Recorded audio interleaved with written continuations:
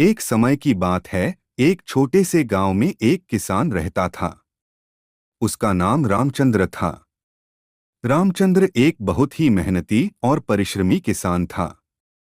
वह गांव के खेतों में दिन रात मेहनत करता और अपने परिवार को आवश्यकताओं के लिए पूरी तरह से संतुष्ट करता था। एक दिन गांव में अकाल पड़ गया। बारिश नहीं हो रही थी और जमीन सूख गई थी। सभी किसानों को अपनी फसल के लिए चिंता होने लगी। लेकिन रामचंद्र डरने वाले नहीं थे। वह जानता था कि मेहनत से किया हुआ काम कभी बेकार नहीं जाता है।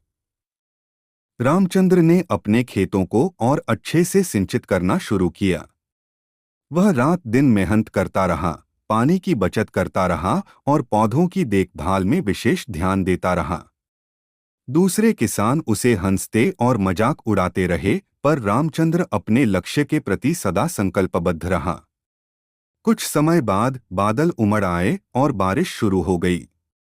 रामचंद्र की खेती के पौधे जीवंत हो गए और उनकी फसल बढ़ने लगी।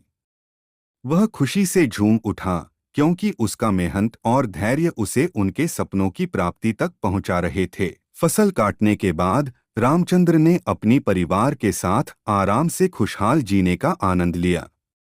उसकी मेहनत और परिश्रम ने उसे गर्व महसूस करवाया। वह गांव के बाकी किसानों के लिए एक प्रेरणास्रोत बन गया।